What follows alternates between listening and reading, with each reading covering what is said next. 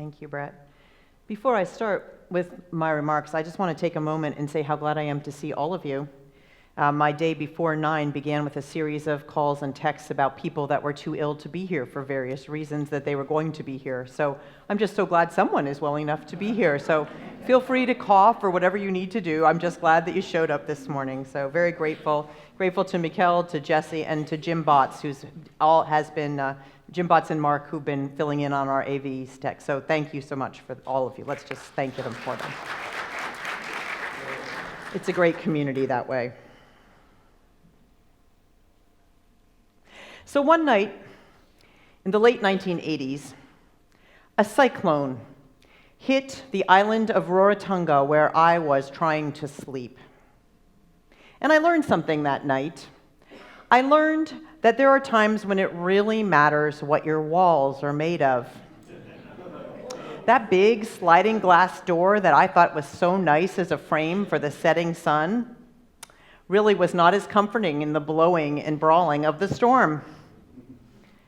And then there was that morning, about 10 years later, in 1996, after Hurricane Fran subjected my little house to her winds. This is what she taught me.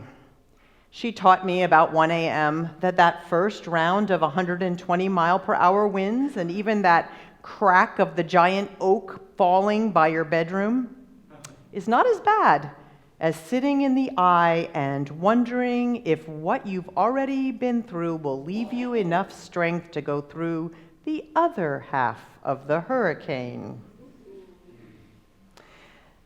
And there was that day in 2012, after Hurricane Sandy.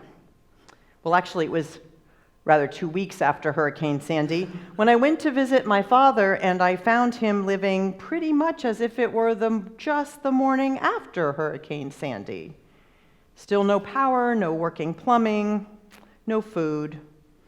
The advanced dementia that he had been masking for all of us, because he was truly brilliant, in normal days revealed what the storm revealed when it ripped the metaphoric, but thankfully not actual roof off.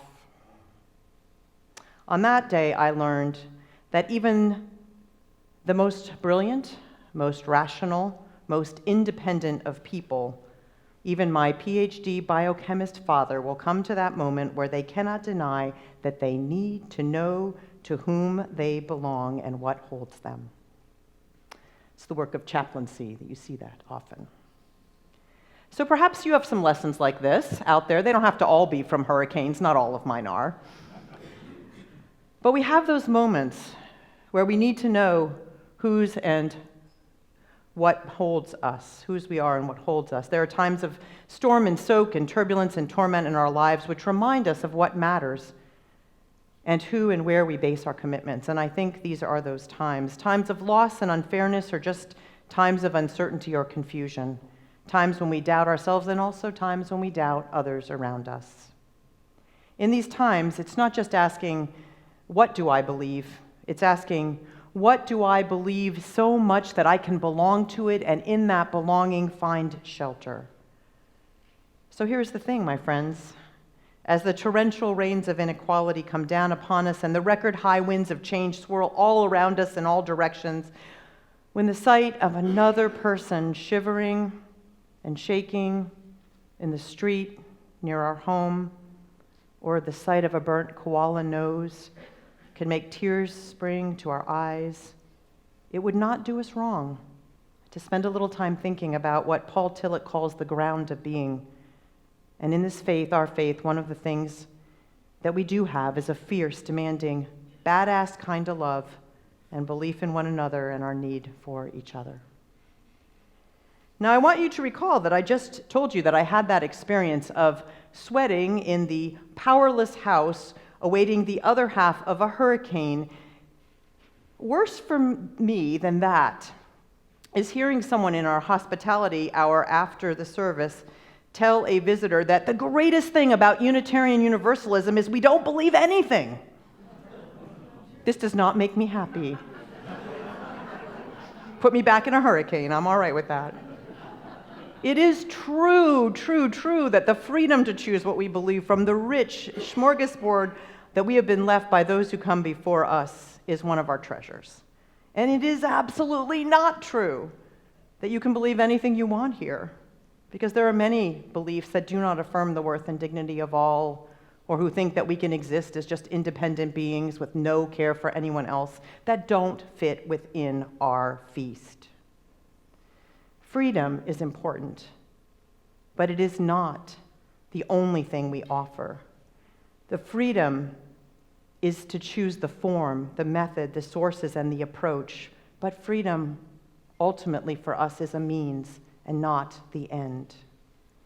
Now, Alice Blair Wesley describes herself as a lay theologian, and that means she studied a lot about our beliefs. She read and she did a lot of work and scholarship, but it was just one thing she did. The rest of the time she did those, other minister things like preaching and caring for people and advocating and trying to get good people to sign up to help with coffee after the service and things like that, just to mention one. In other words, she tested what she was studying, what she was learning against the realities of the day-to-day lives that she had the privilege of serving with. We all do that, right? We test what we believe against what we see in our day-to-day lives. So she tested, and then she decided she wanted to go all the way back to the motherlode, the prototypical liberal church in this nation, which was the congregation in Dedham, Massachusetts in the 1600s. And what she discovered, she felt, was an anchor. Love and freedom in a dance of relationship. She said this: members of their new free church joined in a covenant of religious loyalty to that spirit of love. Alice Blair Wesley reports that by far the most common words that you would see in all the documents that describe what that church was and what it did were words like this: affection, affections, affectionately, embrace, love, loving, common loving, and lovingly. Those are some words we could reclaim. And yet it wasn't easy, those records show. People had, imagine this, different ways that they thought about this love. Not only in that church, but in others, because churches in those days knew that they were bound together in a common quest. So here's this other thing that happened. This was in the middle of our last century, was that we came to have this whole new way of knowing in our traditions here. A way that wasn't necessarily based on scriptures or teachings from the past, but that was not based necessarily on who had a title as a religious person or who had property or who was pious enough that they could be the authority. It was a revolutionary thing. It was based on what could be observed. It was tied to the scientific method. Other religions were very, very scared of this thing. We embraced it. And we could because reasonableness, rationality have always been part of our faith traditions, part of what made us question. And as we did that, we began to think that other things, such as a call to love or a call to being bound together in a life-saving covenant with one another, was somehow not rational. So in 2020, I would suggest that it's perfectly reasonable to believe that it matters what happens to us. It matters to other people in the world, and what happens to other people in the world matters to us.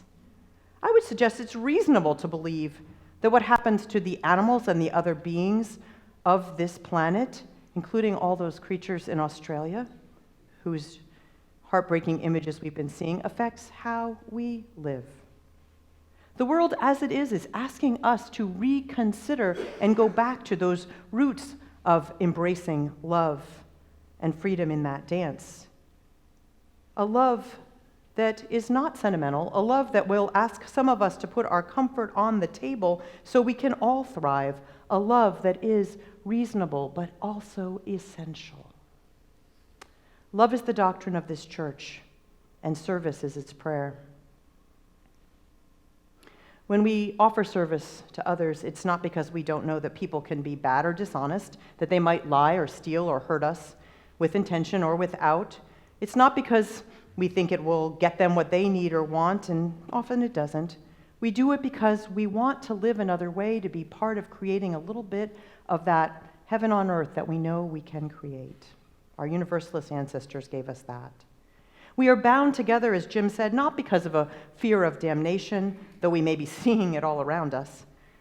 We are here holding a legacy of a people who freely approach this covenant to be bound to the largest loves, the ones that say we have to care and we have to notice.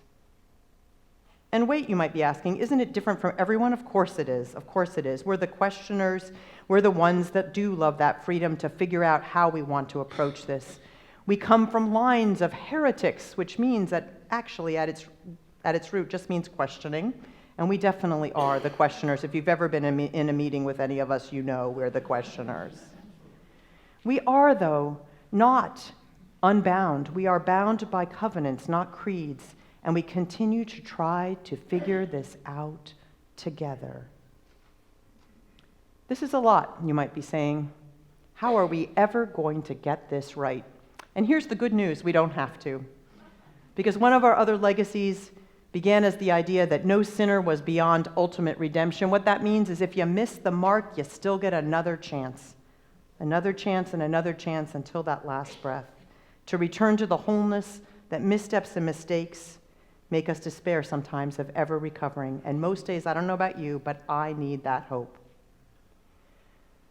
I spent a lot of time last year pondering the questions of where we are as a religious people and what we need to do. I spent a lot of time over this last break doing that too, because I'm writing a big report. And here are some of the questions that I'm still pondering in my heart. What if we talked less about hating anyone to tell us what to believe and actually talked about what saves us when we can't sleep? What if part of the glue is risk-taking and letting go of shame and the fear of making a mistake? What if we see our goal not to debate one another, but to actually listen, respect, and learn together, even though we may have differences, to know that we're all enough, as the story said, if we act together with compassion? What is holding us, and to whom do we belong? Alice Blair Wesley recalls that in that earliest church in Dedham, Massachusetts, they held a series of neighborhood conversations to lovingly discourse and consult together and, quote, prepare for spiritual communion. I don't think that's how I'm going to advertise the neighborhood meetings, our coffees and conversations. I'm not sure that will work, but I do think there are lessons.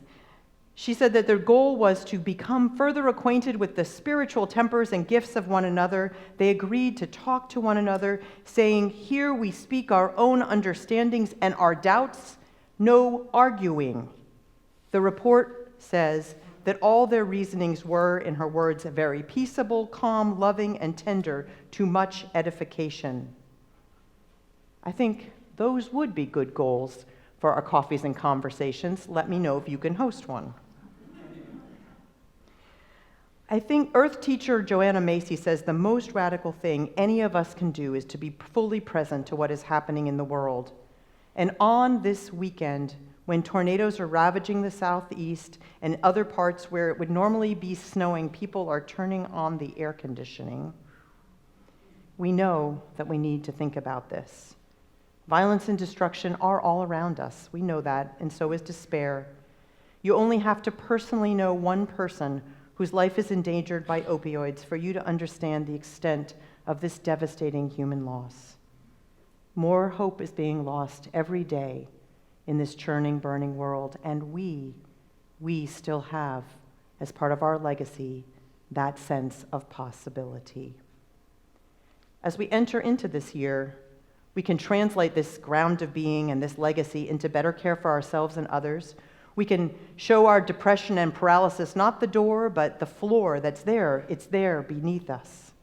We can spend our dollars in ways that support the health of people and better opportunities that don't exploit others. We can do the work of voter registration the UUA is about today, just as we're meeting, to launch a new effort called UU the Vote to counter voter suppression across our nation. And Sue Polgar, who's sitting over there, and Les Polgar can tell you more about that. We'll talk more about it too. There are many, many manageable, small, discrete, important ways that we can express this large and abundant love. And our faith, which what we believe and have believed since the earliest days of our nation, is a resource. Not just that freedom, but also our own forms of love and connection. This is what Alice Blair Wesley says: authentic human freedom is by nature lawful freedom. Within the patterns that make meaning possible, if we can perceive those patterns and learn more of them, we can be more creatively free within them. So there are many ways we can do this, and many places. But here's what I want to do as I finish this sermon today. I want to stand before you and say, completely inadequately, what I believe. I hope you will also take time in our classes and in our gatherings, in times with friends that are part of this congregation, to do this as well. Because I think this is a time when we need to know to whom we belong. I believe that every person together can show each other how to love when we keep our hearts open. I believe that every life has the potential for good, and that potential may not be realized. It is still there until the moment the last breath is taken. I believe we are bound together in that network of mutuality which includes all living creatures, and that is essential for our survival, and that we need to honor it. I believe, along with our universalist forebears, that we can create small pieces of heaven on this earth. I believe that we are held by something that is larger than we are, and I can give it the word God because, as someone raised unchurched, that word has no baggage for me.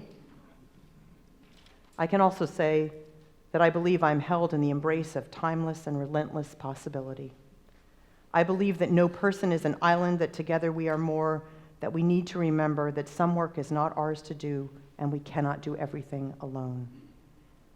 I believe that whatever that force is, call it spirit of life, higher power, holy, or wholeness, it needs each of us to do whatever part we can by giving the gifts that we have been given out in its service. I believe that I must do what I can, even when it is inadequate, flawed, and sometimes, because my doing that keeps me engaged, and my engagement keeps me alert, aware, and alive. I believe that whatever you believe, it is time to hold it close and to know it as your ground, and time to ask, what do you believe? To whom do you belong? Thank you.